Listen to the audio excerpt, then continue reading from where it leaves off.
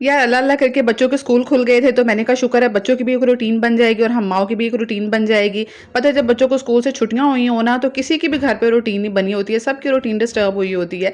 लेकिन क्या पता था कि बच्चों को यकम सितंबर तक और छुट्टियाँ हो जाएँगी।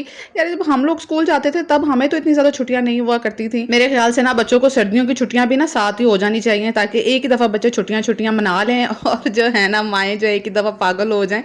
अच्छा जनाब यहाँ ना मैंने ना कढ़ी बनाई थी और मैंने मक्खन निकाला था और उसमें से निकला था बटर मिल्क और ये लस्सी की ना इतनी मज़े की कढ़ी बनती है ना, बेसन थोड़ी-सी दवाड़ मिर्च डाली थी, थोड़ी-सी टाटरी डाल लें क्योंकि मैंने तो लस्सी की बनाई थी ना, तो वो बहुत ज़्यादा पहले से ही खट्टी थी और खट्टी-खट्टी कढ़ी बड़ी मज़ेदार लगती है। आपने फुल रेसिपी देखनी है ना, नीचे मैंने व्लॉग का लिंक दिया, आपने ना ज़रूर जाके उसको व्लॉग को पूरा देखना है। बहुत मज़े की कढ़ी बनी थी, पकोड़े थोड़े एक्स्ट्रा निकाले। कढ़ी बनाओ और पकोड़े एक्स्ट्रा ना निकालो तो मज़ा ही नहीं आता। अलग से पकोड़े तो सबने लाज़मी घर में खाने होते हैं। यहाँ मैंने तड़का तैयार कर लिया था, इतना प्यारा मज़े का तड़का तैयार हुआ था ना, देख के इतना प्यारा लग रहा था और आप लोगों ने ना फुल वीडियो ज़रूर वॉच करनी है, फिर मुझे बताना कि कढ़ी जो है वो कैसी बनी है।